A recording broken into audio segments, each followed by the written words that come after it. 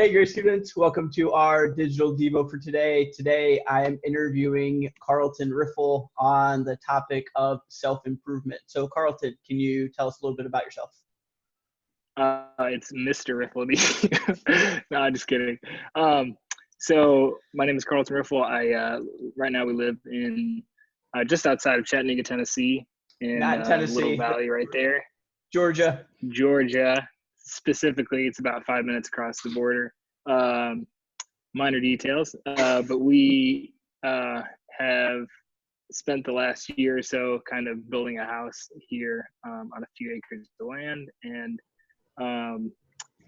I work from home already before quarantine started, and doing creative direction for kind of like a marketing advertising agency that specializes in podcasts.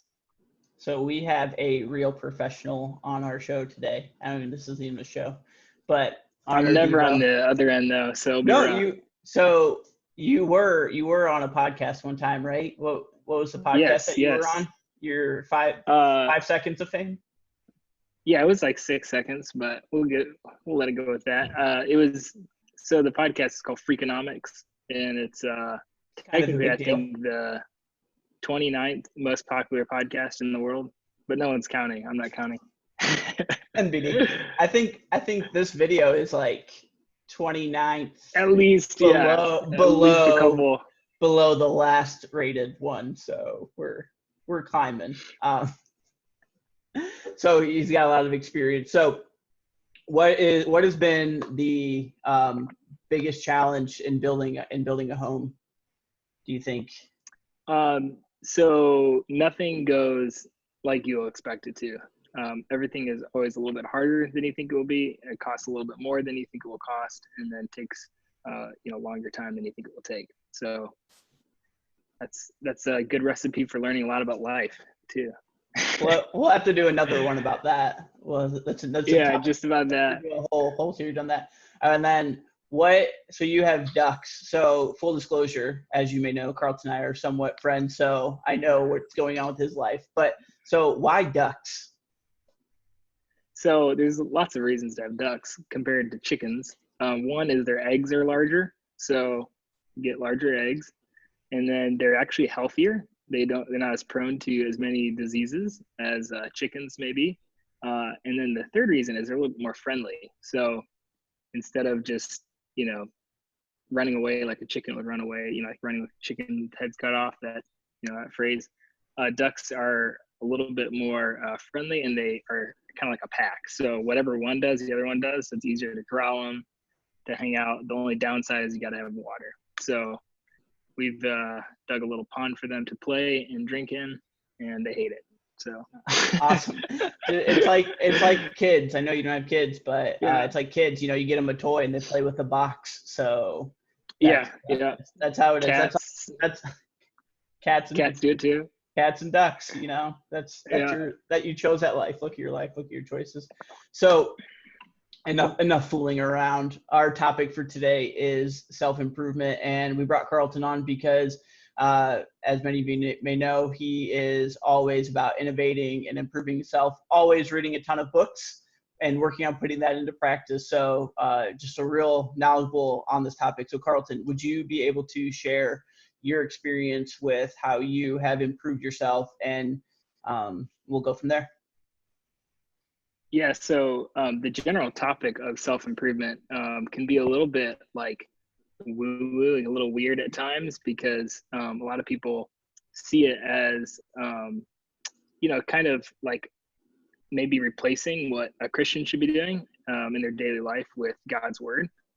So there always has to be a blend of seeing ways that you can improve your everyday life, whether that's through discipline or through reading or through different practices, different habits, versus one of the core habits, which would be daily time in God's word and daily practice of prayer, and the things that really strengthen the relationship with God. So I think when I talk about self-improvement in general, it's a blend of yes, we're looking at ourselves from like a high level of how is how is my life in general and the different things that are important for that. So that would, include your spirituality, but also your physical and mental health. But then also, saying specifically in different areas, like whether that's school or work or, your devotional life or whatever, what areas can those improve? So I think if you take a really, really backed away view of it, it's really looking at the whole thing and saying, I have one life and that's all I have. And so how can I make the best of this life that God's given me and the time that I have here on earth with the people that I have around me? So in your own personal experience, what is one area that you've really tried to improve yourself? So I'll kind of give a little bit of a background to just really how I got into just this practice, I guess, or a habit of wanting to improve myself or find ways to do better or be better in different ways. It really started probably in high school. I never really liked reading books. I actually despised it. I don't know if anyone else can sympathize with that. But I actually discovered audiobooks pretty early on, and like just listening to books was a lot easier for me. And really once I discovered that, like it really took off for me as far as reading and digesting information. I remember even in like 9th or 10th grade, I found like a compact disc of the Bible. And for me, that was a huge, I don't recommend that you should always just listen audio wise to the Bible, but it was a good way to keep me focused and keep me, engaged. Sometimes my mind would wander or different things like that. So being able to listen to it, and then really just from there, finding other books that had audio components or, even in college, I would like find digital versions of my textbook and like put it on reader just because I like listening better than I like to physically read. So that was kind of a big transition point for me. And then I kind of went from different things around like, daily habits, things like that, to, more scientific books and just finding different, like a broad range of books that I could read to learn about different areas of life. And I think the core of that is just being curious. And just wanting to learn a lot and wanting to kind of dive into different subjects that, if you don't intentionally do that, you won't really know much about. Yeah. So I think one thing, and kind of going back to what you said about how it's kind of a mix with it can be an idea of this is kind of an out there idea, or, it seems like it's all about self, it's a fine line between it just being all about self and where's the role in a Christian's life, where does the Bible play, and I think on the reverse end, because I think we would tend to be a more biblical concept we would think is of contentment, and this idea can almost seem to conflict with improve versus contentment. And so in my own life I see this, and my contentment becomes complacency. So how do you reconcile this thought of I need to be content, but at the same time, self-improvement, right, keeps me from becoming complacent in my contentment? Where do you see the Bible coming through in that way? So I think the key there is expectation, because there's so much that can be done in life. There's so many things that could be achieved. And I think there's this feeling that you have to reach that potential and you have to gain that value by doing that thing or accomplishing that goal. And that a lot of times can really turn into pride. And I think that's where the danger lies. And so you have to be humble enough to understand, like, I have what I need. God's going to take care of me. I have, more than enough. I've been blessed. But also understanding that one of the things that you've been blessed with is an amazing capability of learning, of exploring, and discovering all that God's given you. Yeah, I think that's a really good point that you made. Just on the front end of this idea to be the best is, that's what we aim for. We see greatness on a regular basis. We look at professional sports, and you see the LeBron James, the Michael Jordans of the world, and you see their work ethic, you see everything that they're accomplishing, and you're like, well, I play basketball too. Just continue that thought. So I need to emulate that. That's what being a better version of myself, and that's not always the case, right?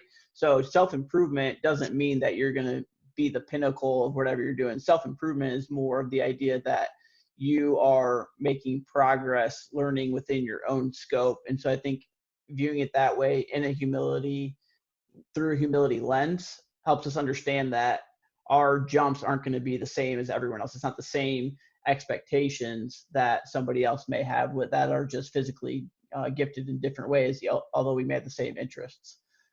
Yeah, that's a great point, because every single person, no matter what their ability is or what their specialty is, or what they enjoy, what they dislike, even every single person can get better.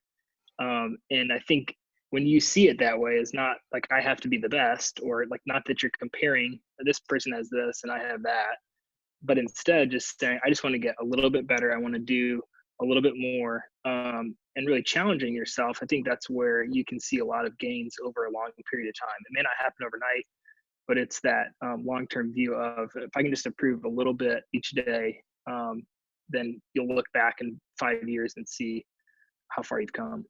Yeah.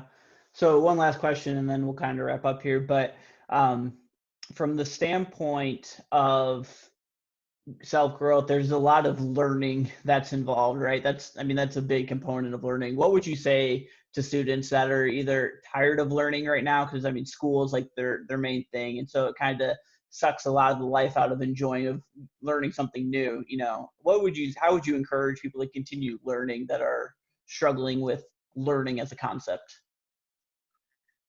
That's a good question.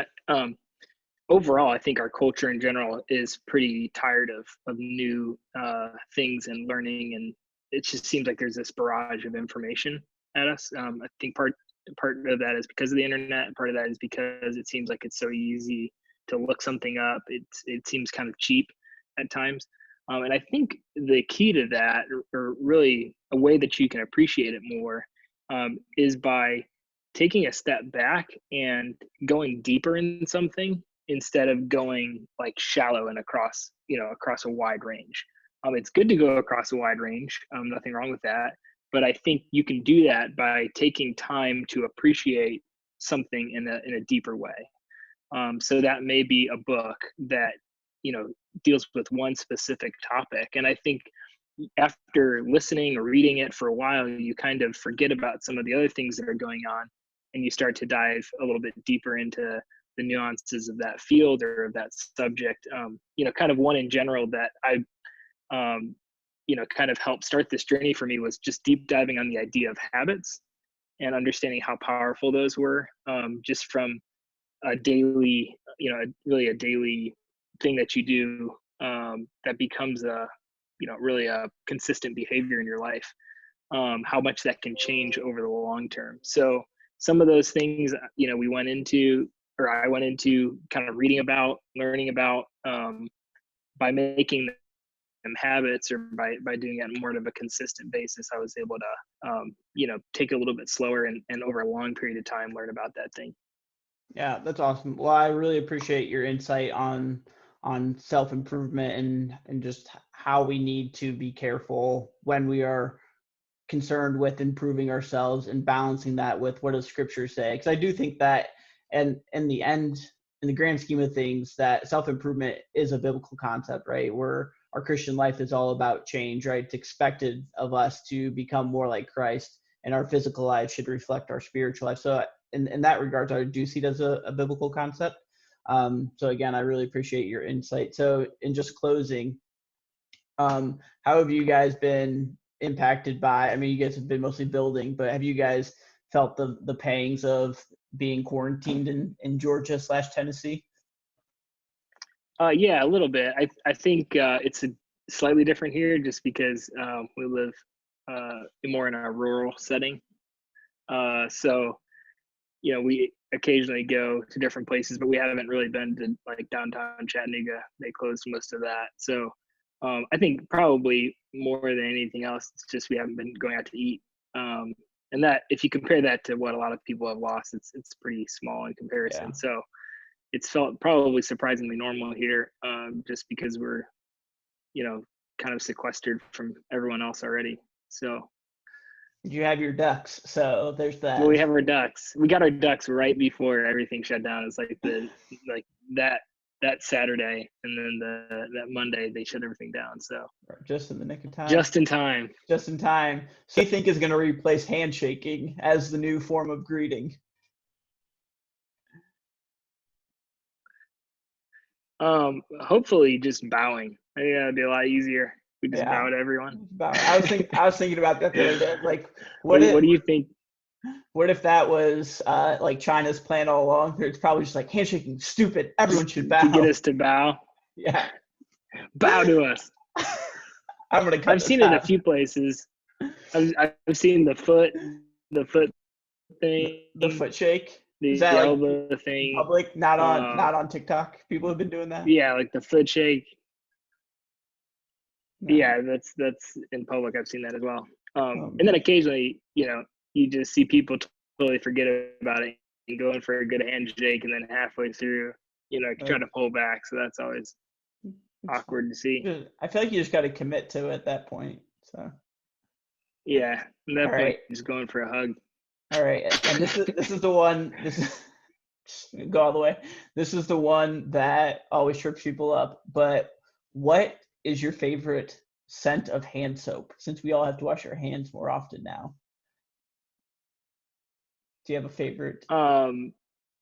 So whatever we have in our bathroom is really good. What do we have in our bathroom? Hand soap scent. I think it's some sort of mint. Mint. It's like a rosemary mint or something, but it's great. I actually like. It's one of the very few that I like it. Yeah. It's one of the very few that I actually enjoy smelling. There you go. Most people are like, I don't know. So thanks for having something. Yeah. Thanks, Julia. No problem. He didn't plan that. He didn't tell me ahead of time that it was going to be. I know. I drop it on people at the end because you got to get them on their heels. Do you want to know my least favorite scent? What is your least favorite scent? My least favorite scent is cucumber melon. My parents had it in our bathroom growing up. That seems like a very parents scent. Yeah, it's terrible. Bath and Body Works. Yeah, it's terrible. Yeah. It's supposed to be spa. It's like I get a headache every time I smell it. It's just terrible. Check my. All right. Well, thank you so much for joining us. I appreciate your time, and I'm glad you guys are doing well. We'll definitely talk to you soon. Hey, thanks for having me on. Bye. See you guys.